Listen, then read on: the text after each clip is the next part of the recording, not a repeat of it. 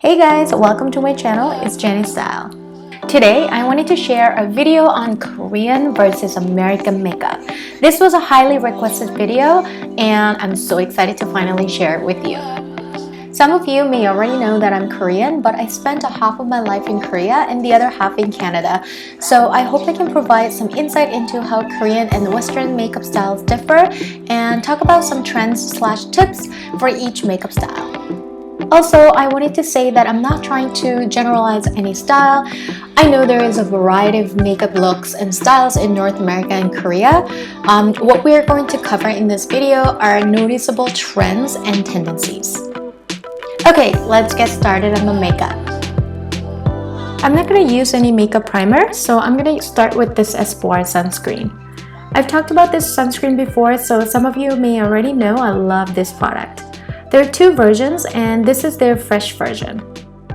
I love the lighter formula for more humid and hot months and the fact that it doesn't make my base makeup feel heavy at all. I'm applying a generous amount all over my face and I wait for a few seconds for the product to absorb before applying my base makeup.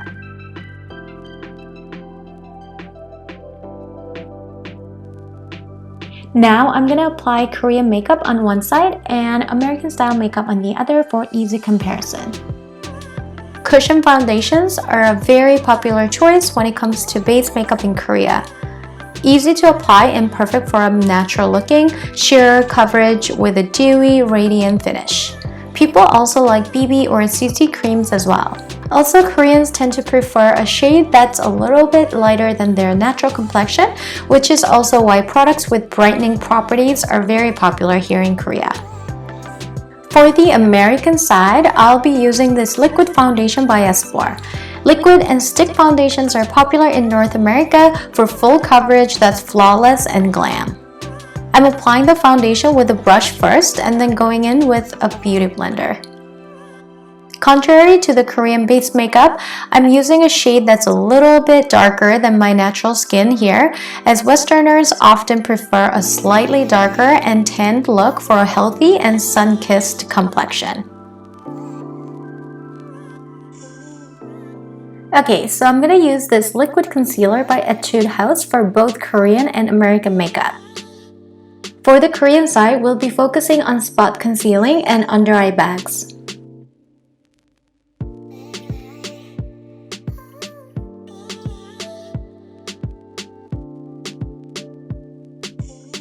For the American side, we're going to cover up blemishes and under eye bags. However, also we're going to highlight the nose, forehead, and the chin using the concealer.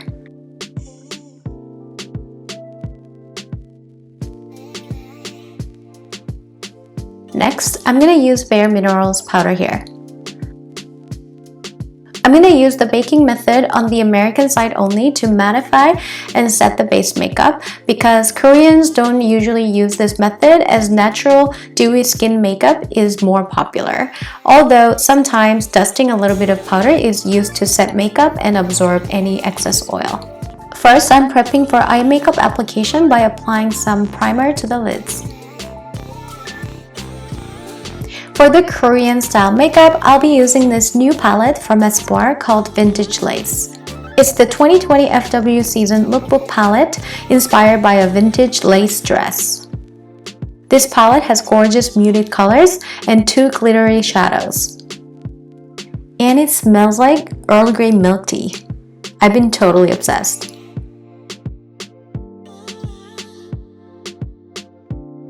Now I'm applying the Angora Knit shade to my lid first, and then I'm going to line the upper lash line with Mahogany Skirt and then top it off with Vintage Pearl placed on the middle part of the lid and on my aiguisar to make these areas pop.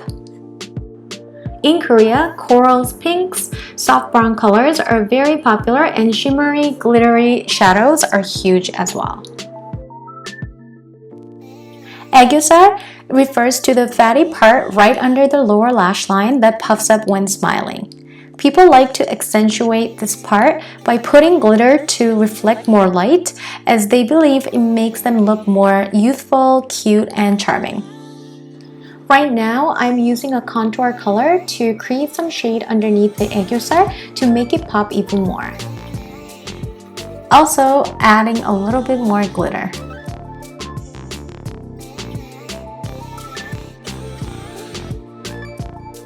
For eyeliner, Korean people often extend the wing more downwards, creating a cutesy puppy eye look. Lining only the outer half of the upper lash line is also a popular way for a softer look. I'm also using a brown liner instead of a black liner to make the look more natural looking. For lashes, curling mascaras, lash perm, and natural looking extensions or falsies are popular in Korea. Right now, I'm still wearing my old lash extensions, so I won't be using any mascara. I'm just gonna brush my lashes. For the American side, I'll be using this palette from Espoir called Real Eye Palette in Peachy Like. This is a super versatile palette with warm peach brown matte and shimmery colors. I'll be applying the peach shimmery color to the middle part of the lid and the dark brown color to the outer corner, inner corner, and outer lower lash line. And then I'll be blending everything to buff out the edges by using the soft brown contour color. Western style eye makeup usually features more layering and blending of different colors and dark matte shadows. Smoky eye looks are really popular along with winged liner. It's all about blending colors and defining the eye well. Volumizing mascara, dramatic falsies, and 3D volume extensions are popular in North America to help achieve a sexy, bold, and intense look.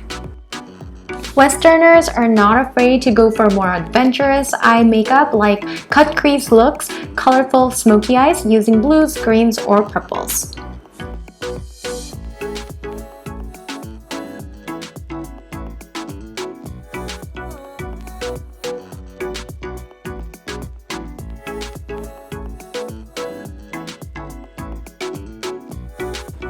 I'm using a gel eyeliner in black. Gel or pen eyeliners are popular in North America, and smudge-proof long-wear formulas are always great for keeping the dark liner sharp and crisp throughout the day and night. The point is to wing the liner upwards to get that sexy cat eye look.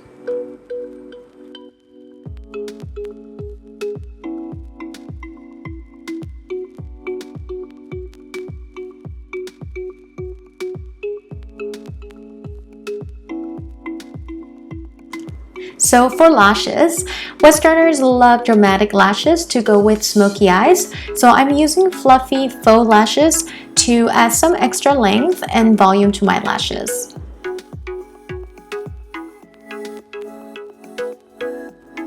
Now I'm gonna brush off the powder here.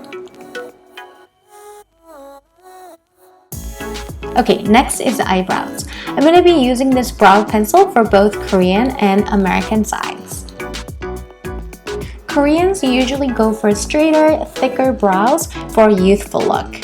Pencils or eyeshadows are commonly used for brows, and many people also use a brow gel to lighten or set the individual hair in place.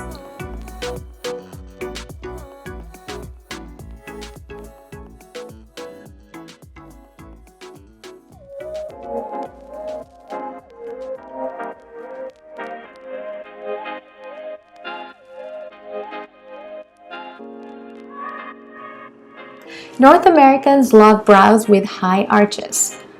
Pencils and brow pomades are used commonly to create more defined, clean, and filled-in eyebrows. Also, concealer is used often to define the brows even more precisely.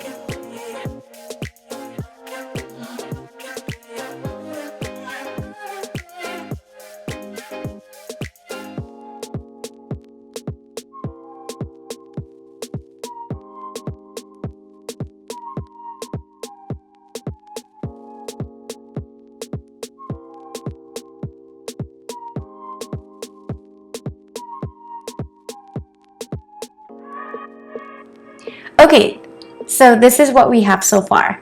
You can easily see the difference between the two styles having them side by side. Okay, so to contour the face, I'm going to use this Roman product for the Korean side and this Holika product for the American side.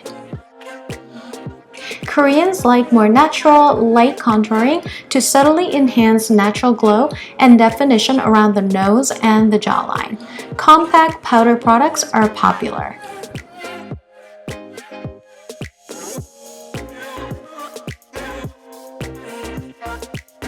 In America, more dramatic and noticeable contouring is used often to make the face look more sculpted, chiseled, and sexy. Cream, stick, and powder products are commonly used.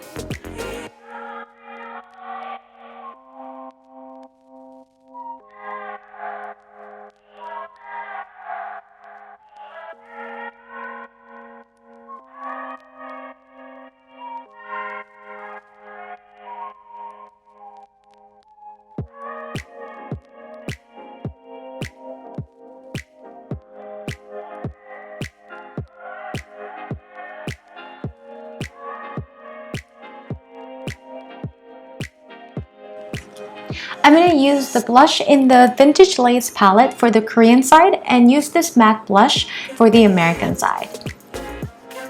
In Korea, powder, cream, and cushion type blushes are popular. People love using blushes for a healthy, youthful, and cute look. It's normally applied to the apples of the cheeks, but just a little bit higher towards the eyes.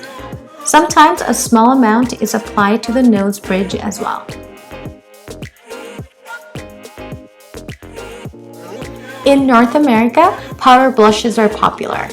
Usually it's applied to the apples of the cheeks and extended upwards just above the contour line for a more chiseled, high cheekbone look. I'm going to be using this Bbia highlighter for the American side only. In North America, highlighter is an important finishing touch. Highly pigmented, shimmery highlighters are popular choices. It's applied to the high points of the cheeks, brow bones, nose, cupid's bow, and chin for a flawless, sexy, and glowy finish. In Korea, highlighter could often be skipped as base makeup is already pretty dewy and glowy. If it's for a more glam look or for a night out or party, then people like to apply a little bit on the nose and the upper part of the cheekbones. I'm going to be using these two products for the Korean side and these two for the American side. It's all about gradient and blurred lips in Korea right now. Powdery, velvety, matte tints are very popular these days. Mixing two colors is a common way to create gradient lips. Do this by putting a base color all over and then putting a brighter color in the inner middle part of the lips and smudging it out with fingers or a brush. Also, for this reason, lip liners are not used very commonly in Korea.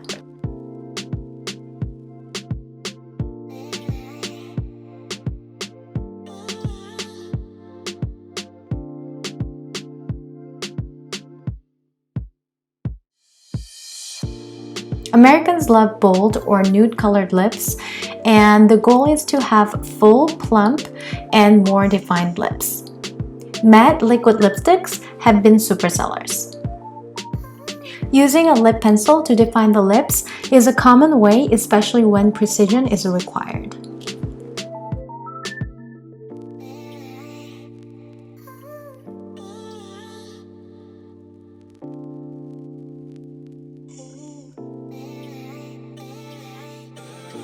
Okay guys, so this is the finished look.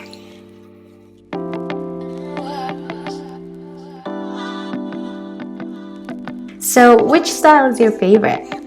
Personally, I naturally combine characteristics from both styles, but usually for a night or evening out, I would go for American makeup, and for an everyday makeup, I prefer Korean makeup looks.